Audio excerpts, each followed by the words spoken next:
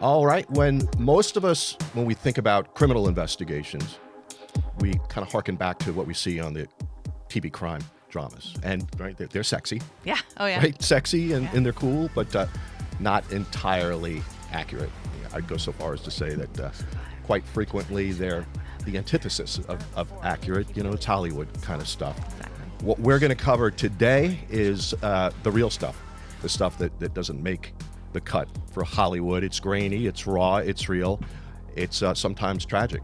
And especially when we're talking about victims that are as vulnerable as children. Yeah. Jessica Hall, she's a detective. She's been with our Crimes Against Unit, Crimes Against Children unit. Mm-hmm. Right? Yeah, this is why we don't drink before we come into the studio. Crimes Against Children unit. And I mean, the work that she and her team do with that unit is just incredible. Tough work not to bring home with you. I do want to caution you in advance right out of the gate. If you got children in the room, we're going to cover some really heavy subject matter and content, so you may want to think about ushering them out and maybe getting them into something else, because we're going to cover some heavy stuff. So 3 years in this. Yeah. Explain to the folks at home what exactly it is that you and your team do. Okay, so there are 12 of us, 12 detectives in the unit, one sergeant, and we investigate any child sex assault or any sexual assault on a child age 15 and under. So any kiddos that are 15 years old all the way till newborns we deal with, if they've been sexually assaulted or any felony child abuse. So we deal with burns, broken bones, any kind of trauma that would rise to the level of a felony. Now, at first blush, you'd think, as a community member who's not intimately familiar with this kind of stuff, that how busy can people like Jessica be? Right. 900 cases. Yeah, in 2019, we had 900 cases. 900 cases of 900. Children that were either sexually assaulted or physically assaulted abused. to the extent that it was rose to the level of a felony. Yeah. This is something that the community probably has no earthly idea about. No, and truly, I didn't know even what the extent of it was until I came to this unit. And that's what blew my mind, was how prevalent it was. You go to calls here and there, but the totality of what happens in our community is just mind-boggling. So what are some of the things? Now, I know you've got a small sample size, 3 years in the unit, which are probably like dog years here in some of these truly stories. Is. Yeah. I mean, the woman just nonstop from Monday through Monday. I mean, she's just going. In fact, on the way over here to the studio, her phone rang 7 times. Yeah. She's getting updates on cases. I mean, 12 Busy. members on your team. Oh. You guys are running and gunning. Yes. This is some egregious stuff that you guys are seeing. Talk It is. to the extent that you could without losing your mind. I mean, because it's good. How do you not just go home and drink yourself into a coma? Truly, personally, I believe it has to be a calling. It has to be something that you're called to do. This is not. We do see some turnover. I think the longest detective in our unit's been here about 7 or 8 years. Yeah. And before that, I mean, that's unheard of. People don't last that long. You tell me some stories on the way over. Yeah. And just hearing the stories, it just rattles you to the core. Yeah. Talk about some of those stories, some of the things that you've seen over those 3 years Sure. that would just blow the mind of the community. Gosh. Recently, we had a case where two kids were starved, and, they're well above the age of being in diapers, but they were found still in diapers, completely malnourished. It was heartbreaking being tortured, the things that we saw. I had a grandfather who had sexually abused his 3 daughters throughout their life. And these women are in their 40s and 50s, and he abused their daughters as well. So it was a generational thing. And that it broke my heart, just to see that most of the times these people that abuse kids are in the homes. They're not strangers. Stranger danger is a real thing, but more times than not, it's intimate people that you know in your family. We see more sexual assaults than we do physical abuse. That's incredible. You were telling me stories of children as young. Well, you've had infants. Newborns, like couple-week-olds. Yeah. And so that was one case I had where a father...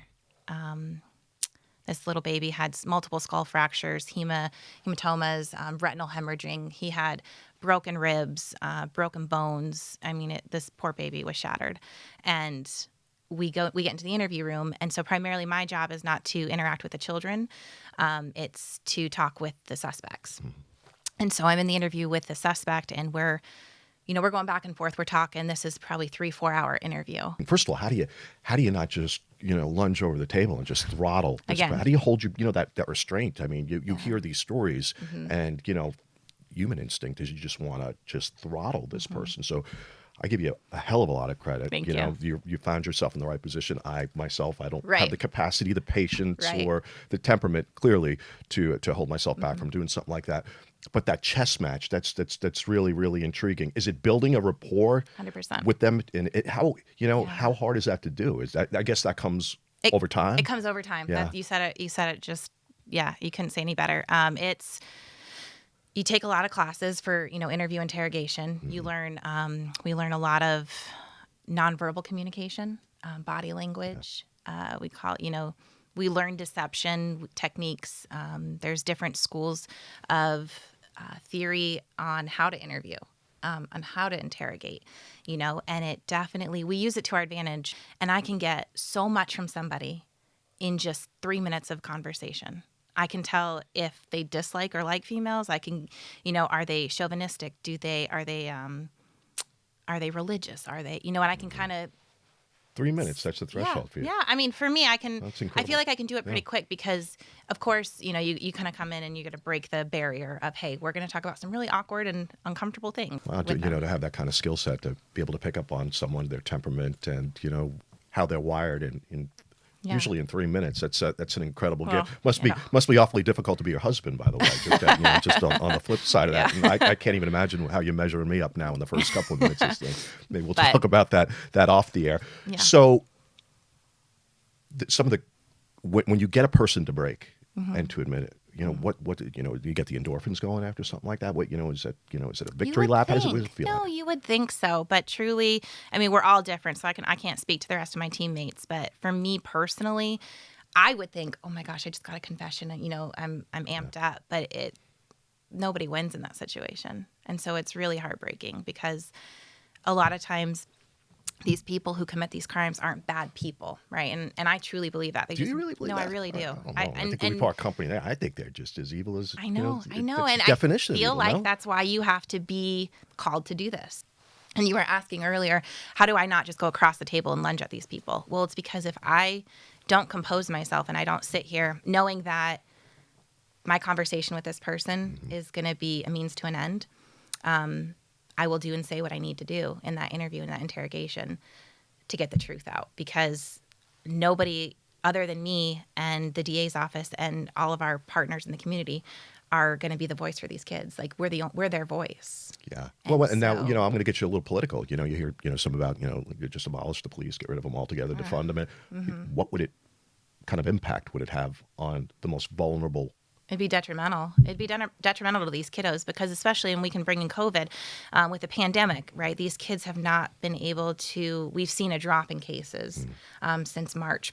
And is that because, some of the traditional ways that they would report, whether it's to a school counselor, a school teacher, during a coach following an athletic event or something like that, all that's been all but evaporated, right? Exactly. So all those traditional ways that a young child would report abuse, gone. They're so gone. does it concern you that now that they are gone, that there's underreporting? Yes, 100%, without a doubt. And that's why we've seen such a drop in our cases because the abuse that's going on in home, right? The kids aren't able to disclose to a safe person where they would go to church or go to meetings or, sports and have those safe adults to talk to. They don't have that right now. So it concerns me greatly, but what's the answer? What can we do? Does it kind of take you aback when you see just what humans are capable of doing to other humans? Yeah, it's disgusting. It's hard, and I have struggled with bringing that home at night because to my core, I truly believe that people are good. We're product of our environment, and we're product of the people we surround ourselves with and our influences. And so, I told you earlier, these people that commit these crimes, some of them to their core are evil. I've seen pure evil. I've sat across the table from pure evil. And I've walked away from that interview shaken and just to my core. I don't even have words for it. It just blew my mind that there are people like that, those predators that you should be terrified of. And those, like the boogeymen that they talk about at night, they exist. When I came into the unit, I was newly married, but no children. And now that I have a son of my own, it was very, very, very hard in the beginning for me to put my son's face on these babies.